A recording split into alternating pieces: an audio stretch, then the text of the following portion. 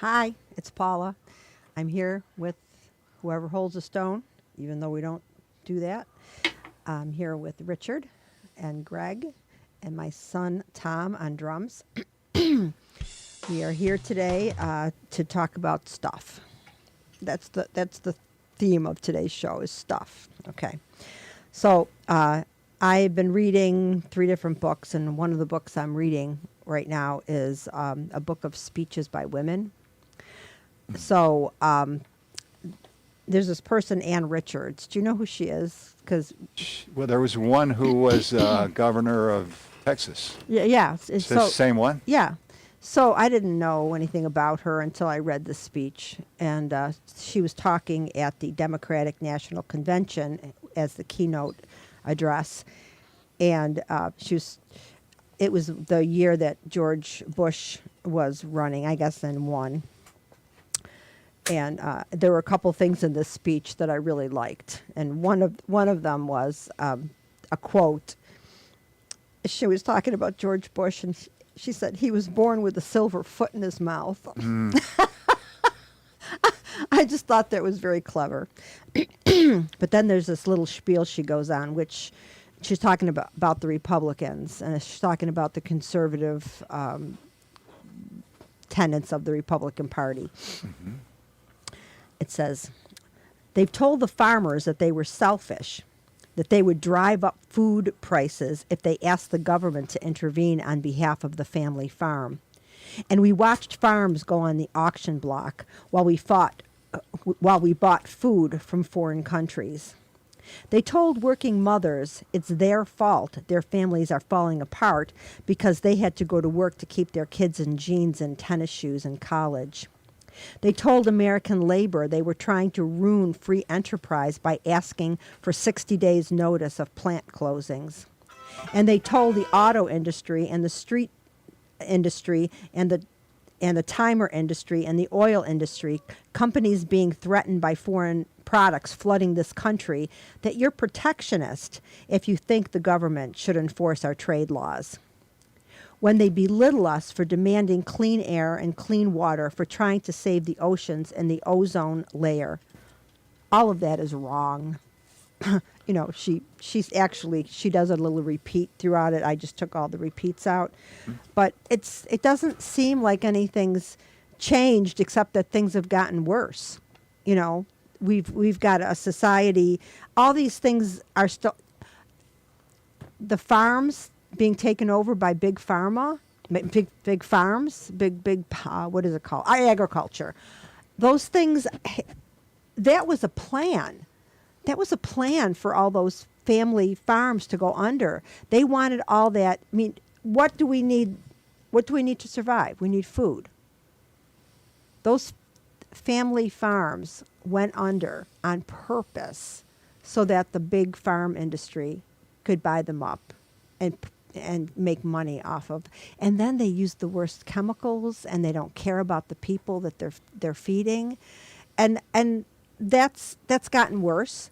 It's also gotten worse as far as the air, and look at our climate. Our climate's collapsing. And so people are fighting for this all through the 20th century. And we're still screwed. What's going on? Why are they able to do? And the thing is, are people that dumb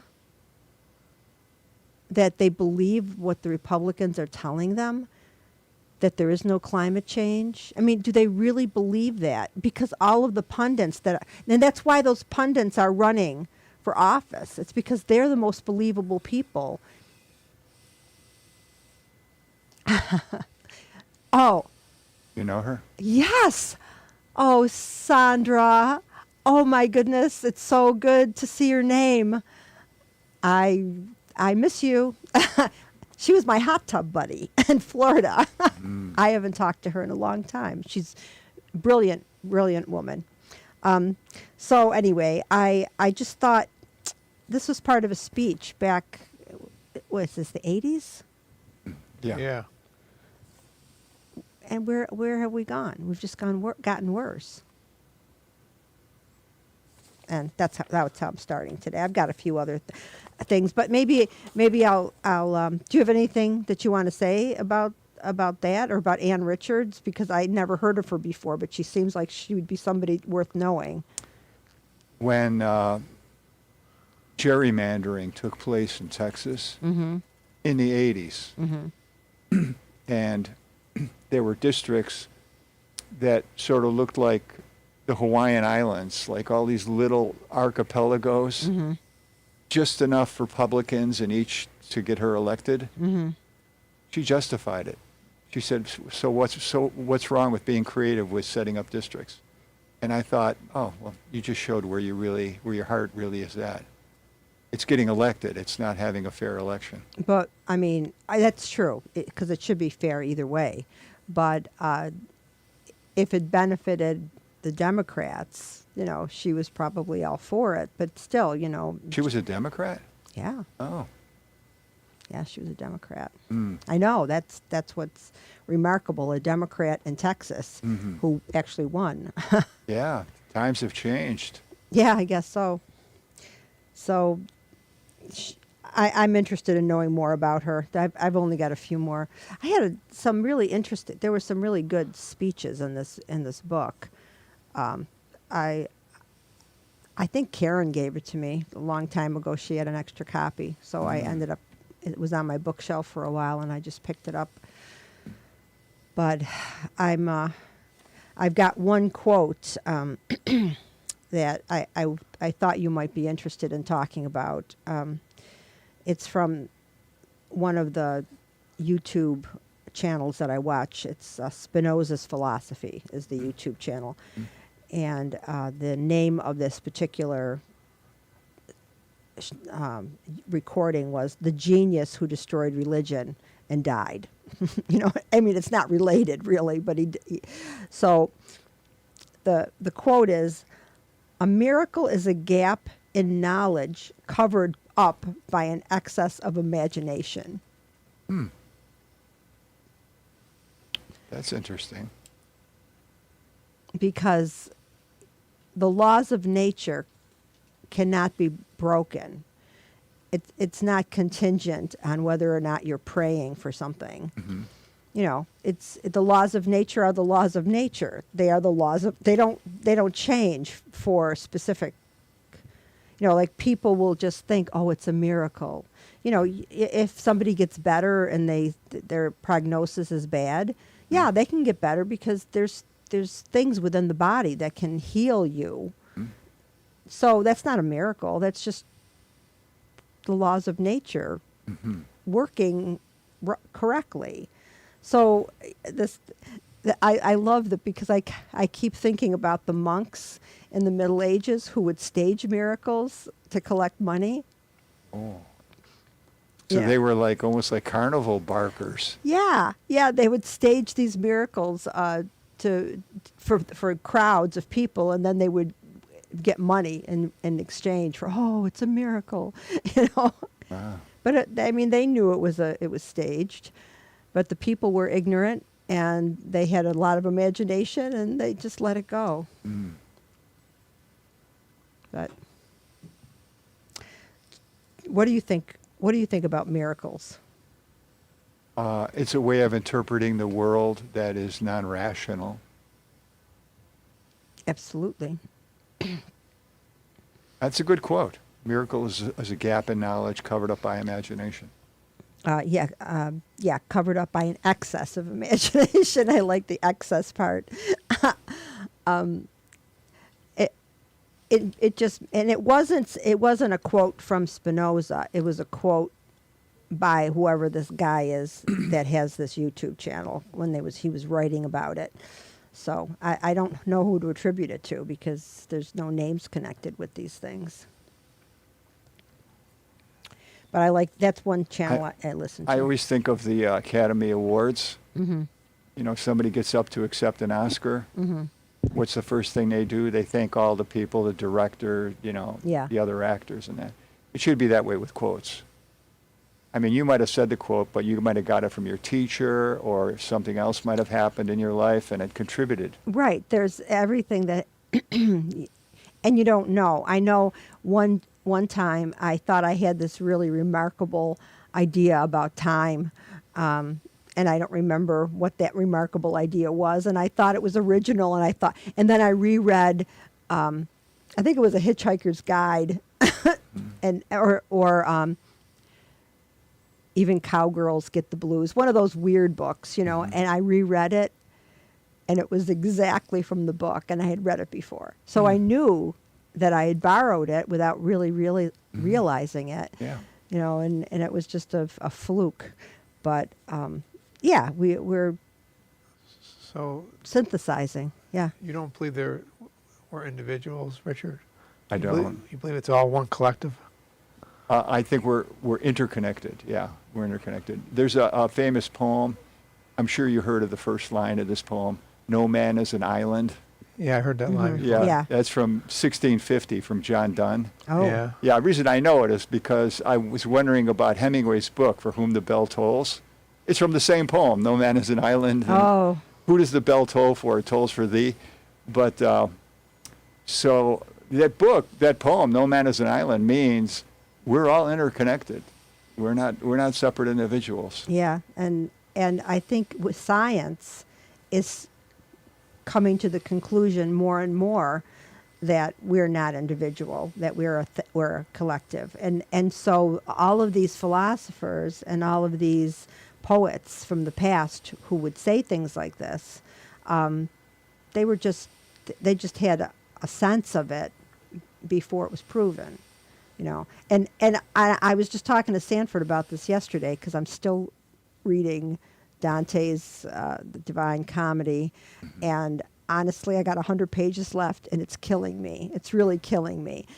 But the thing that I'm noticing about it is his definition of God is so different from the Christian, and he's like into this whole Christian thing, but it's so different.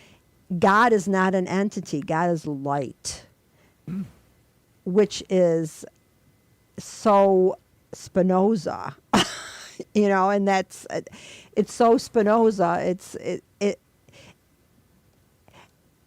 I don't know how he got away with that back then, not having a white guy with long white hair as God, just describing the closeness to the divine as this light. I don't know how he got away with it. Do you know why he got banished from Florence? I could find out for you. Would Yeah. you like me to Yeah. fact check that for you? I mean, I wouldn't mind. I know he had to leave for some reason, and I don't think it wasn't anything to do with the Divine Comedy, though. I think he was pretty hard on the Pope, though.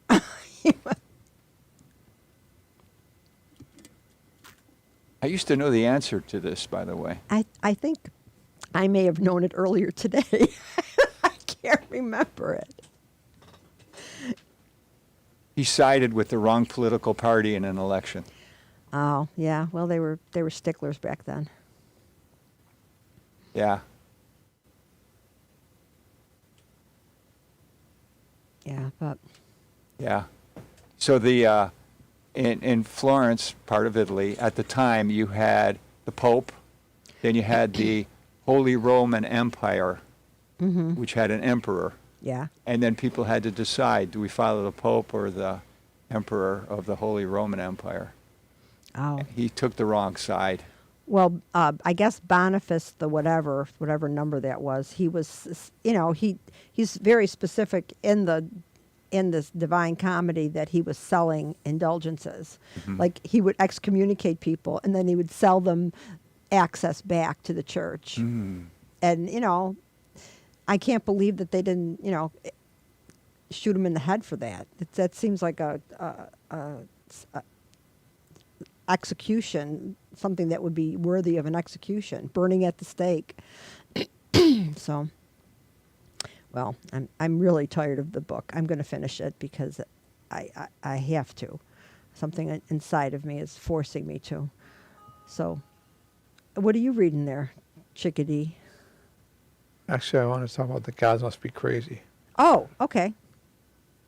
I guess it's about showing that you're that if you own something, it changes things. Is that what it is about? Well, this tribe was egalitarian tribe. They owned everything in common, kind of like Native Americans, the idealized form of Native Americans. They had nothing that they owned separate from the other people, except this bottle fell out of heaven, and they thought that God sent it to them because it fell out of heaven. It could have been anything, though. It could have been Yeah. it could have been anything that they found useful. Right. And if it was something they didn't find useful, nobody would have cared. How did they find the Coke bottle useful? It was the Somebody- hardest. It was the hardest substance of anything that they had. So it was a fabulous. Somebody tool. threw it out of an airplane window, right? Yeah, yeah. It You was. know those Piper Cubs? Yeah, it was Right. just threw it. Threw it out. Hi there, Vanessa. So anyway, right. So this thing ends up down there, and they look at it, and because they're creative people, their minds are pretty fresh because they don't have a lot of nonsense going on in there, and they start looking at it and they say, I could use this for this. And everybody found their own use for this bottle. Besides carrying liquids in it. I don't think Yeah, I that, wonder if anybody thought of that. I don't even think that was one of the things. But they used it for dough. They used it for now. Like, Weapon? Did they use it as a weapon? no, because they didn't have any animosity in this tribe. This tribe was a peaceful tribe. They got along. Loving. Everybody loved each other. They were great until they had this thing that they. Did that make them feel like they were individuals when they had the thing that they want? Well, it made them feel like it was a useful item that they wanted to keep all the time because it was useful to them. But everybody wanted it, and they were angry. They were fighting. They were creating. It created tension that didn't exist before. So it showed how they changed based on avarice, them all wanting the same thing at the same time. Yeah, it changed the tribe. It changed the dynamic. The whole. What happens? They keep it till the end of the movie? Well, do you want me to? Well, you saw it. Should I tell them? They threw it. should, They yeah. threw it off the end of the earth. Oh, right, end of the world. There's a cliff. cliff. There was a cliff, and they thought of that as the end of the earth. And why did they get rid of it? Because it was causing Because friction? right, it made their lives miserable. So it was commodity fetishism. Exactly. That'll kill you in the end. That's exactly right. So it made them unhappy because it was something. So you don't think that people should take credit for accomplishments? No, I'm not as much of a purist on that as Richard is. I think that yes, it didn't just come from you, but you're the one that put all the pieces together, and you should get credit for that. Not that it's total credit, but if you synthesized all that information and came up with something new, yes, everybody that came before you should have credit for that. But there should be a special credit for the person who put it all together. It's not like look at the radio waves or Marconi. Who was that? There were two different people who came up with the same idea at the same time, right? And that's the same thing. They both were able to synthesize all of the science up to that point to get to that point. But it wasn't everybody. It wasn't the guy that lived behind them. That person, yes, there's a part of that person's being that went into that process, but it's not as great as the two people that actually came up with it. They synthesized it, and that's the difference between. I mean, not everybody has the same mental capacity. Some people are really good with working and creating things by hand, making this block, And some things people can think abstractly better than others, you know. So everybody, you should get a little credit if you were the person who followed it to its logical conclusion. I know you think it's everybody, and that's fine. And I can see your point, but the more I think about it, the more the more I think that should be special honorary mention or something for the person who comes up with it at the end. What do you think? I think individuals exist. I know you do. I'm sorry for you. I'm sorry for me too. I feel so much better now that I feel that it's all one thing. It makes me, it gives me, being, All one thing, you mean every object too, right? Not just people. well, everything, you know. Everything. Yeah. Like planets and asteroids. Yeah, everything. Okay. I mean, I always was looking for my people. As a young person, I thought I was the weirdest person because I didn't know anybody like me. I thought the stork dropped me at the wrong house. Well, did you know the whole universe is like you? Well, no, it's just that I feel the sense of belonging that I didn't feel before. Whether or not it's When you think about real, I don't care. I feel better. When you think about the universe, is it just one thing, the universe? When you picture it in your mind, is it just No, one thing? No, I don't know. When I look out at the world, I just feel so connected and peaceful with it. Even though, I mean, there's a lot of pain and agony and creepy stuff, but Those three things sound bad. yeah, they are bad. But I feel like it's all part of the same thing, and that makes me feel good. That's all I can say. I can't So explain. even though they have I don't have words for that. What was that quote? I live for the moments that I Have no words for. Yeah, I have no words for. Yeah, I love that. So negativity doesn't bother you. I mean, One of the things. Okay, so I was telling you about Tomas and that thing with the consciousness and our the way we take in the world, reality. And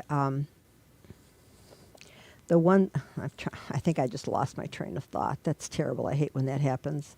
I started explaining too much before I got my words out. You said something about negative. Oh, there was something in there that's the guy said, the people who are negative and depressed are the ones who see reality more clearly. They're seeing the pain and the agony of existence, and they're seeing it more clearly. The people who, are not seeing it the same way. I mean, I understand all the bad stuff that's going on. I can't absorb all that. I'm only one person, but it's part of life. It's part of being on this planet. Do I want that? Do I want the fox to eat Gloria's niece's goose? No, a duck. It was a duck. Gloria was very upset about that. The fox got the duck. Mm-hmm. That's what a fox does, right? well, human beings eat animals. I think that if we survive for another couple hundred years, that's going to be talked about as like, wow, can you believe people ate animals? I think we're evolving past that. Wow, you're really optimist. No, not really an optimist. I just think it's something that people are changing their minds about, and I think that all the ways, the cruelty to animals that go into creating meat is becoming more distinct in our culture, and people are not liking it. Yeah. Not everyone. Some people don't care, Yeah, of course. but not everybody evolves at the same rate. Luckily, I look at the world now just as life is just being great. It's great. It was great without me. It's great with me. And it'll very likely be great without me again. Well, as you have said in the past, there's great parts, and then there's interesting parts. Yeah, I think you either have positive or interesting. Right. So it's All positive. all the negativity stuff is interesting. It is interesting if you think about it logically. I find it interesting I'm glad that in a that painful you've- way. I'm glad you've come to that conclusion, because that wasn't always how you thought. No, I've grown into the fact that there's only two things that I feel is that positive or I'm interested. So all the stuff that I went through, or that I will go through, that I would used to have classified as negative, I classify as interesting now. I don't think I've gotten to that point yet, but Well, it's just a little switch, like yeah. just that one word instead of painful, interesting. Do you think Painful used to be painful. Now to me, it's interesting. so? Do you think you can that you take your painful bits and analyze them and find them interesting? And I aspire to do that. That's a stoic position. yeah, I aspire to do it too, but I think it's You don't. it's hard. You try to do it. Yeah, in other words, I have to remind myself that it's neither good nor bad. It's how we think about it. It's hard sometimes to pull yourself back when you're in. Which is your word, interesting. Right. I'm going to take an interest in this. Maybe it is not bad. Maybe maybe there's something else going on here. Yeah. I'm not saying it's not bad. I'm saying that it could still be classified as bad because subjectively, people might think, "Hey, this is bad," but I'm just saying, for me personally, that the bad thing becomes interesting. It's something. I'm not saying to the rest of the world they might find it bad still. Oh, sure. Like Yeah, I have no control over what other people think. Yeah, and that's really hard for some people. There's a book, and I haven't read it, but the whole idea behind it, it's called Let Them. And so basically it's telling people you cannot control other people. You can only control the way you the information you take in. And if you try to change people, you're just going to suffer. It makes you suffer. sometimes you can change people though. Well, you can change by people by force of argument. you can change their mind maybe. Yeah, But most that's of the changing time, them. people are not going to change until they're ready to change. And if you're trying to get them to do what you want them to do, there's nothing more frustrating than that. I agree with Vanessa. She says you can influence. Yeah, good. You can influence. You can by example. I thought I was gonna say you can by example. So Herman Melville, he was an adventure writer. Then in his neighborhood, who moved in but Nathaniel Hawthorne? So he took over the proverbial cup of sugar, Thought you might need a cup of sugar. And they got to talking. It influenced Melville. He went from being an adventure writer to a much deeper philosophical writer. Wow, just the conversation and the interaction with another person. You never something came up the other day, and somebody repeated to me something I said to them like 2 years ago.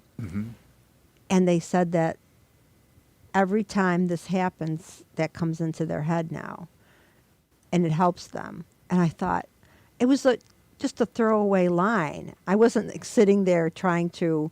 What was it? I don't remember what it was, but I just. It's really a throwaway line. Yeah, it was a throwaway, something throwaway, like, well, next time it'll be better or something silly, and it stuck with them. You never know what's going to stick with somebody when you're talking to them.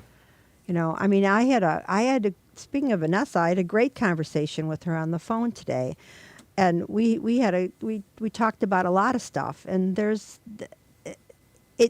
I think it made us both feel better, you know. I think it's a good idea to talk to people that are The dead. interaction with, talk to dead people and have them have them say what you want them to say. Richard hasn't heard this yet because this is a new thing that I'm doing now. Okay, so I talked to I talked to Vanessa about this too. My new thing now, Richard, is when I'm doing my meditation, instead of when it says to think about something that has to do with health, instead of bringing myself up as a child and talking to myself and telling myself things are going to be, you're going to go through a lot of shit that you don't want to go through, but at the other side, it's good, right? And talking to myself. I said, you know what? When you have dreams about people that are dead, sometimes those dreams really affect you, like your parents, if you dream about them. I said, why not use that space and that meditation to have a conversation with these dead people who caused me all this pain? You mean remind yourself you're dreaming? Now let's have a conversation. Well, no, it's meditation. It's so you're in an altered state. Oh, okay. And you're saying now I'm going to have a conversation. You bring the person in. Yeah. And you say, okay, I just want to let you know that, you know, this is, I'm still suffering from this. Yeah. And then have the person apologize, give you a hug. Oh, you're writing their script. Yes. And give you say whatever you want. Give you a hug. Yeah. And Yeah, you're the script writer. yes. Yeah, exactly. And say, I'm sorry, I really love you. Because that, even if you just imagine it, that's going to intertwine with all of that crap that you have in your head from your painful past. And that's going to become part of the way you think. So even though it's a false narrative, you can kind of fix those parts that are stuck. So I had my father apologize to me. I am your father. Right. He's reincarnated. It's reincarnation sex is okay. Incest sex is okay. Reincarnation incest is fine. So That's my new book. I talked to my father, I talked to my mother, and I've got a whole list of people that I'm going to place into this. And even right before you fall asleep at night. Maybe you can give me a speech to learn, and I can be your husband and give you the speech that you want to hear. You do. I've already told you. Oh, yeah, I emotionally satisfy you. All the things that I've asked you I to say emotionally to satisfy me. her. That's the main thing I've done for her in 30 years is emotionally satisfy her. Yeah, so Other than that, nothing. that's not true. So the thing is, That's the big one. I'm really excited about this because I plan on taking all of the painful bits that are still there, talking to these people, whether they're dead or not, in my head, and changing the narrative in my. So hopefully, at some point, when I get that feeling like, ugh, that feeling of that painful thought, I could say, no, that they told me they loved me and they gave me a kiss. I remember that.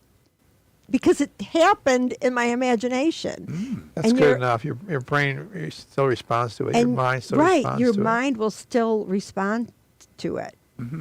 Yeah. That's why it's like, imagine me and you. I think about us day and night. Yeah, that's It's only right. Think about it. I think, that's true. I mean, in your imagination, you can go anywhere. That's why a lot of writers say that they write the world they want. Well, I subscribe to, if someone says something about you that's critical and it's negative critical, and they say you suck at this or this is bad about you, I always subscribe to, what do I think? Not what the person criticizing thinks. As long as I feel like that has no merit, I dismiss it. Well, who was there was some. I'll take it to heart just because, oh my God, a person has said something bad about me. Therefore, I must take it to heart. I don't remember who People the do that a lot. I've I noticed. don't remember who the philosopher was, but somebody said when a person is being critical and negative, and then you say, "That's not all. You don't even know the worst of it." Wow, that's a good response. That's a good response. You don't know the worst of it. And I like, yeah, it definitely Planet Paula. That is Planet Paula.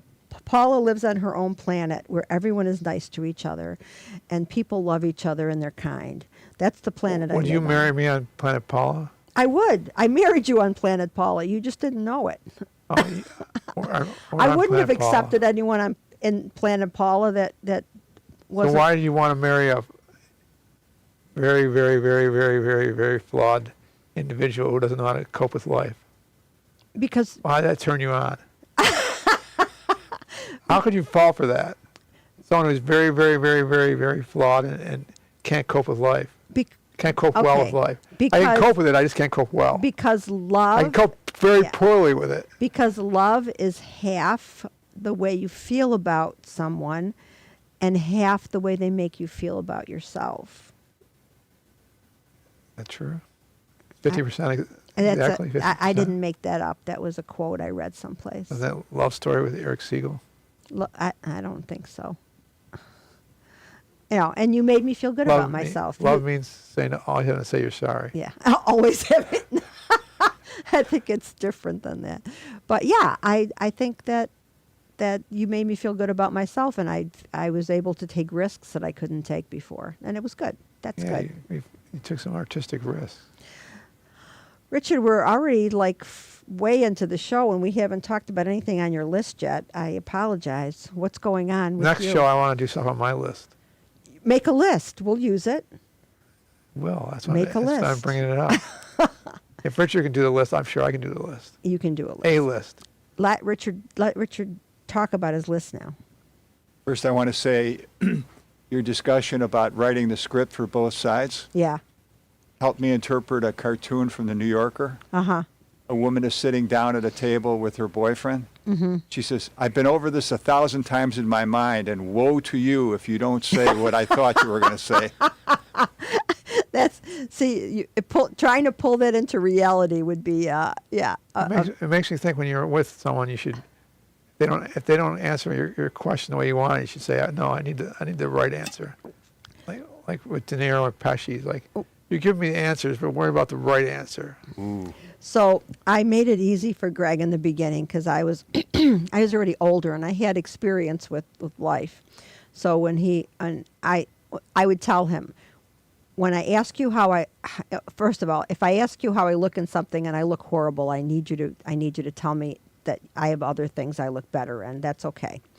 But if I look good, I need you to say, "No one has ever looked more beautiful and no one ever will." That's what I need you to say. That's what you wanted to say? That's what I Still and wants he- me to say that. And he would say, and the first few times he actually said it, it cracked me up because, I was kind of kidding. Mm-hmm. But There was a lot of truth in it, took it to though. heart. Because I have anxiety about going out when I'm supposed to look a certain way Mm-hmm. for society. I have anxiety about that.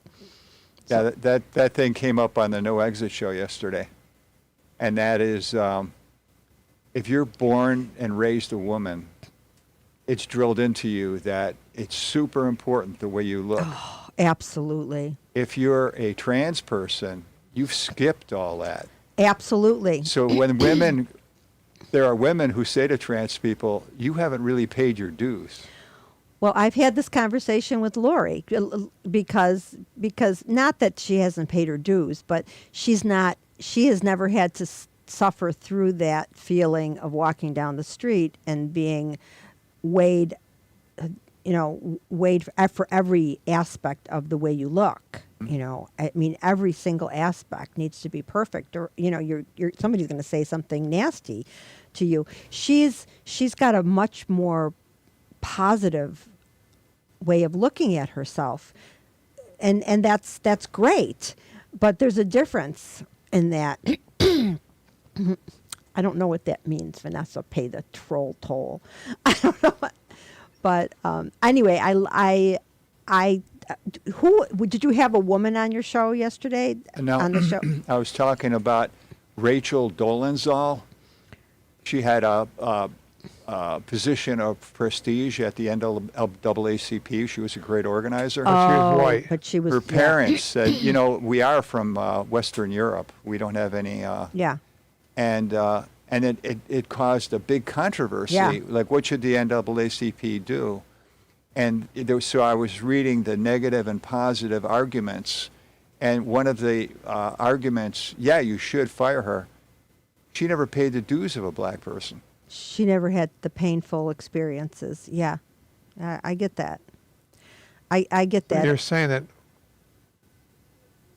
people that were born female paid dues in this society, and They earned trans, Well, you're yeah. raised- trans women didn't earn. Right.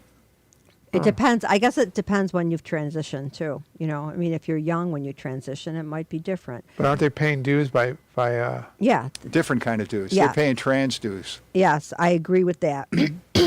So I disagree with Jason, who said when you have gender dysphoria, you don't like who you are. Once you transition, you now have gender euphoria because you like who you are. All right. So you disagree with that?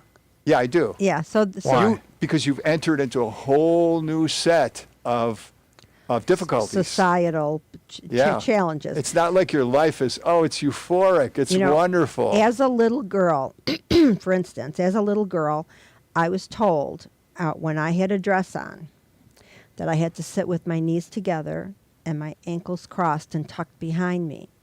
That was the proper way to sit so somebody couldn't see up my skirt. But if you were never told that, you don't have that same. If I were, even when I wear a long dress, it's been hammered into my head.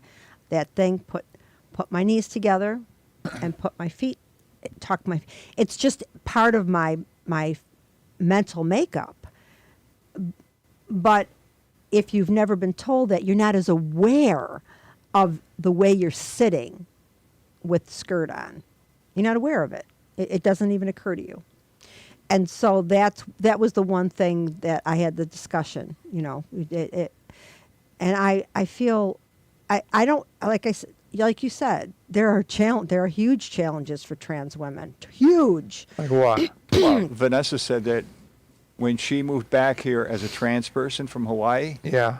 she looked up all her friends. There were Right. friends who didn't want to have anything to do with her. And, Wow. and your paperwork, Because of your legal paperwork cannot match your identity. And, you know, there's. So she's not trans. I know. We're not really talking about you in particular, but people who have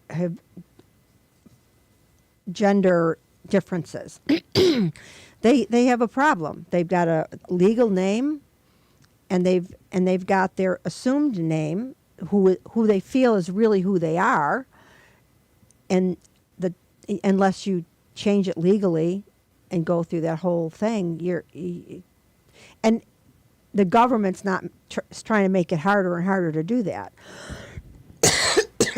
So people can't be who, you know, if I spent my whole life feeling like a boy and I had to live it out as a girl, that would have been awful. How awful is that? You know, to feel like you're genuinely someone else. I want people to be happy. You know, we're only here for a short period of time. We're dust in the wind. Ooh. Kansas. I hate that song. What does Robert Christgau say about Kansas? He hates Kansas. Oh, No, He thinks they're useless tripe because they are. ooh. I like that song. Sorry. Well, it's the next one in the car. We were about to listen to it. It came on in the car right Oh, so when we pulled in the driveway. that's right. We watched, Sanford and I watched Eyes Wide Shut yesterday, and he taught me about what he thinks Eyes Wide Shut's all about. He paused it like 50 times and talked about what's going on in the movie. It was great. It was just like Roger Ebert teaching me one-on-one. It was fantastic. Do either of you have a feeling about what, Paul, like what do you think that Eyes Wide Shut's about? Do you have I know you saw it a long time ago. I certainly haven't studied it like you guys. No, but do you have an idea of what you think it's about? What the concept is? What it's trying to impart, I should say. Well, there's part of it has to do with what Kubrick was trying to get to. being in the category where you are entitlement. You are Yeah, that's right. rich and you can do whatever you entitled want. elites. You can eat wild animals that are on the extinction list. You can do anything. And I mean, and because everything's possible, you have this, or maybe just rich people have this hunger that they can't get enough. They're jaded because they got everything. But I mean, I feel sorry for somebody who's always feeling like they can't get enough. Then they don't ever have enough. If you feel like you've got enough, you got enough. You could have nothing and just by society standards. Right, just exactly. You can strip down until you're naked and have no possessions. You can have a house where one day you say, I'm getting rid of my couch, getting rid of my chairs, I'm getting rid of my dining room table, I'm getting rid of my kitchen table. Remember back in '93, I had the apartment when you came to visit, and we had a little party, and we just had the one thing, one little bed thing in the living room, and that was You had a folding chair and a card table. a folding chair and a card And table. And he said, I'm a minimalist. Before At that moment, I was. you had told me about that, you had said, I admire him so much for his That's my ability to minimalist live period. without things, and And now you can. I'm just thinking, if you strip down everything, you can just.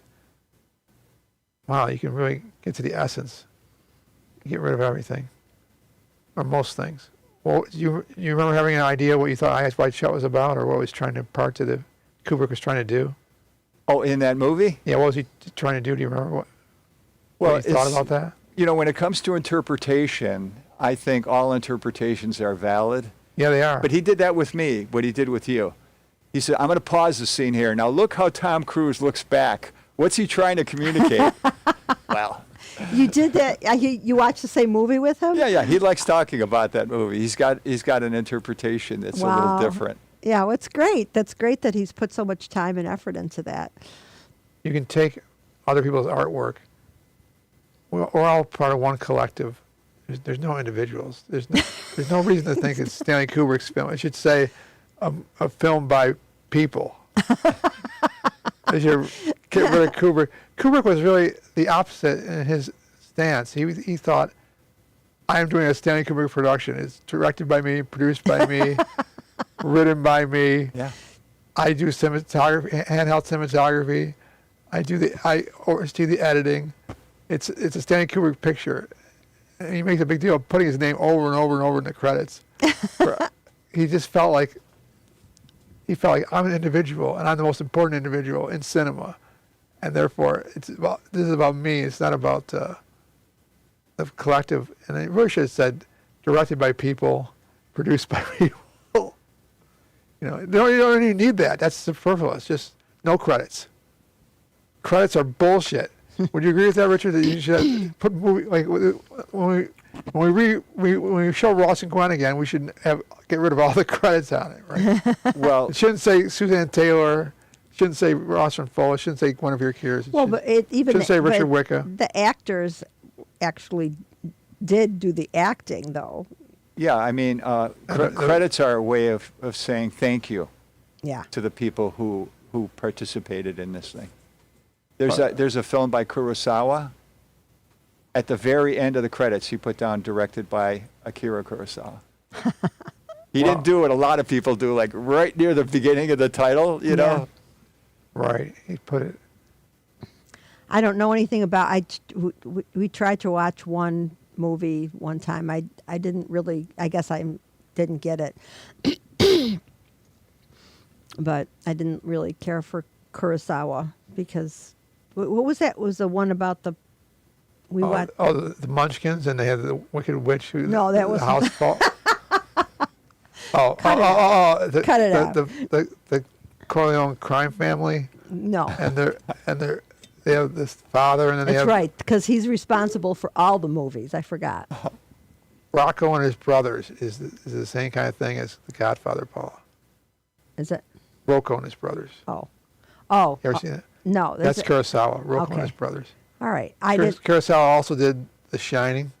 Get out. And he did the Magical Mystery Tour. And he did. It's amazing. And he did. What's it called? Shirley MacLaine. Terms of Endearment. That's Kurosawa. We watched that one. Now, Terms of Endearment. Remember that? now, are you agreeing with all of this, Richard? Are you agreeing that Kurosawa was responsible in some He way? did Star for Wars these too. It's films? and Jaws. Jaws. That's what it said. Jaws. That's right. So it's Jaws and Star Wars, and The Sting, and Butch Cassidy and the Sundance Kid. That was Kurosawa. What's on your list, Richard? You've lost interest in your husband. I've lost interest in my husband. Say that as part of your meditation every night. No, I don't need to. That's not necessary. You're very interesting. Right. So, and we said earlier in the show that interesting equals painful. When I say interesting, I mean painful. No, I wasn't using it in that way. That's true. I am painful. Not at all. What's on your list, Richard? Mouse Utopia. Mouse Utopia? Okay, I'm ready. What? Now, it's interesting that neither of you have heard of the Mouse Utopia No. because Not lately. it has puzzled researchers since 1968. Okay. Of course it has. So somebody was a researcher at the National Institute of Mental Health, Uh-huh. and he went to the people in charge and he said, I would like to do a experiment on mice. Okay. And he explained it to him. He said, I'm going to build a 9-foot by 9-foot enclosure, and it's going to have all these little apartments in it. In each apartment it has over the whole thing is going to have food and water and a little straw thing for their bed, everything that they want to lead a perfect life. And I'm going to see what happens. Do you mind if I do this? It might take many years. They gave him the green light. So what he did is he built the enclosure, and he took 2 males and 2 female mice. He put them in the enclosure day one, right? So after 55 days, they had a litter. So then it population went up. Right. And then 55 days after that, the population went up. And then 55, because they kept having children. They were happy. And by day 315, they had 2,200 mice. So Holy crow. that's why he built it 9 by 9, because he knew it would get big. And he figured, wow, I got enough room here for 10,000 mice. Wow. So he said, I can't make it, 90 by 90, Yeah. So anyway, so he kept observing it. And then the unpredictable happened. All the mice clustered together in one particular area. They didn't spread out. So there were all these apartments that they could have went to. Mm-hmm. But for some reason, they decided to stick together like in a Yeah. band. Yeah. And then something even more unpredictable happened. And that is mice began to feel, I guess you could call it unmotivated. They didn't want to have sex anymore. All their needs were met, and they, The female mice, they stopped caring for their young. It's like this wave of mental illness drifted over the whole colony. And all that the mice wanted to do was groom themselves, eat, and sleep. They want to do nothing else. sounds like and- depression. and- Not even, depression, you don't even want to groom yourself, though. The birth rate, Malaise, yes, malaise. the birth rate fell to 0, and the entire population gradually died of old age. And after 4 years, there was nothing left in the colony. It's a sad story. It would be So- sad if I thought of things as sad. It's interesting. So they published it. Of course.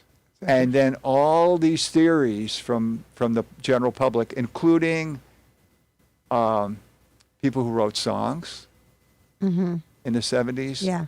And people who wrote short stories, people who wrote novels. They would like incorporate that idea that after a certain point you lose interest. Because there's no challenge anymore. Zardoz, that movie. Zardoz, yeah. That he read about that Sean experiment. Yeah. There's the apathetics on that planet in Zardoz. Yeah. Yeah. So to this day, nobody knows what happened. But It's still up for debate. Why didn't Marty Mouse come to stay today? That's right. but it makes sense, because if there's no challenges, there's no motivation. All I could think of are the in the movie The Time Machine, the people that were being bred. The Mad Dog Morlocks. But the Morlocks were the bad guys that were eating the Right, they're the eaters. what would the ear the. Tell me about the rabbits, George. Nice, Lori. I saw your other comment too about Kurosawa writing Catcher. Yeah, that was good. You're funny. You've always been funny. So so they were being bred. They had a perfect paradise, and there was no conflict, and there was nothing. Everybody was peaceful, but they were being bred for food. They didn't want them to have any stress, because that would affect the taste of the meat. So yeah, I mean, if you're going to die off at 30 because you're being slaughtered. Logan's Run. What was the name of those people? The Iwan or something? I don't know. From the ones Maybe that were, Vanessa knows. they were being bred for food. Yeah, I don't know. If anybody knows what the name of the people who were being bred for food in the Time Machine was, that would be helpful information. You got to be quick though, because we only got 2 minutes and 57 seconds. What do you think? No, that would be bad. What do you think about that experiment, Richard? What's your interpretation of what happened? I'm still trying to process it. I still... Have you been thinking about it since the 60s? 68. It started in Did you 68 and think- ended in Did you think about it 73. since yourself since the 60s, or did you find out about it I just recently? found out about it recently. Oh, okay. So you never heard of it either. Oh, it's until recently. the Eloy. Okay, Eloy. I'm not pronouncing it right. Lori knew. E-L-O-I. So maybe if you've been processing it since 68, you would already have a firm opinion. I might. But Because you the more you learned about discuss it. things, the more you get inspired, Yeah. I mean, do you think those mice were all one collective and not individuals? Yeah. But what about Well, May being one thing, one throbbing organism is not good. May it because they all went in the one area. yeah, Oh, by the way, it was pointed out that there were no predators yeah. So there was no stress. Nothing. But because they didn't want to stress them out at all. okay, can we And maybe, So they should have put a cat in there or something, right? well, that's what somebody said. If you had a predator, the whole thing would have changed. Yeah, if you had a cat coming in once a week, Where they had to run and hide. they wouldn't have been just using the one area. can there be They would have an used all the areas. The cat's killing this. I'm going to go over that apartment over there, or that room over there. so is there any analogy to be drawn to the people, like this whole class of guys that grow old in their parents' basements and don't ever have to do anything? They just play video games? That's where I found out about this. Really? Somebody was discussing that new phenomenon where people move back in with their parents after they get out of college. And he said it's like John Calhoun's Mouse Utopia. And I'm, what is this now? What's this thing? Oh my God! I see. That was the first thing that popped into my head. Is that's the only human analogy I can think of. It's idyllic for them to be down, but there's no progress, no doing. Those gentlemen look at pornography too, besides video games, right? Yeah, they do. So I guess there's masturbating going on. Pornography and games. Have you heard about that gooning type of masturbation? No. You masturbate, but you don't, before you reach a climax, you stop. You wait maybe 20 minutes. You start up again. You stop. And you keep doing this for hours and hours. Tantric. I've heard it All right, called and tantric. that's how we're ending our show today. It's in Chinatown when he says. We're ending the show on masturbation. It's 2 seconds. Bye, everyone.